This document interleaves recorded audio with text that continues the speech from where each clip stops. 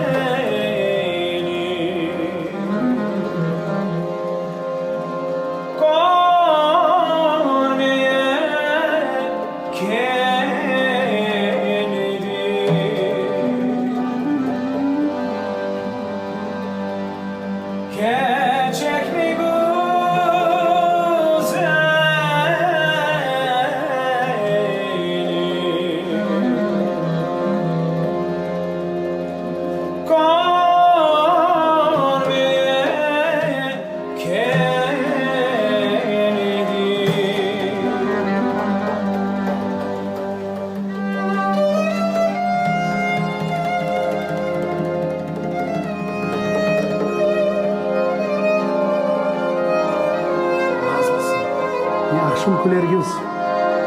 Yaxshi.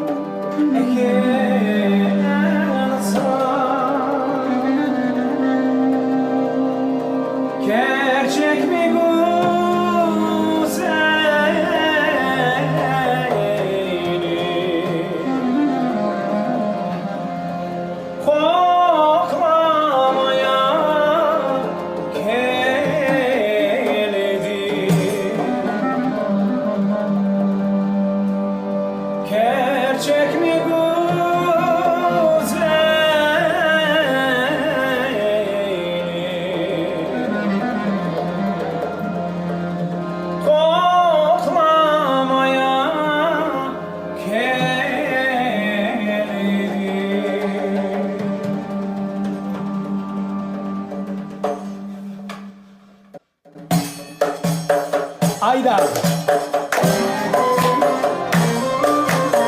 Sığıracağım şimdi. Yaşasın.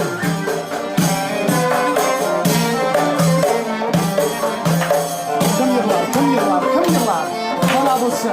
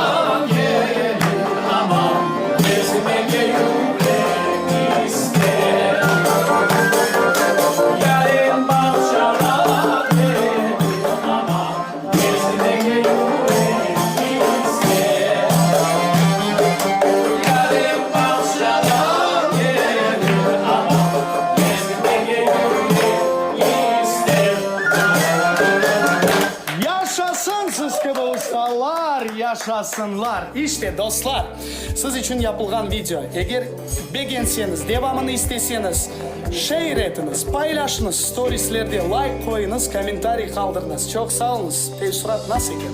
Agalar burada çok sağ olun. Alkışlar. Nariman ağa. Gelin. Teşekkürler. Sağ olun.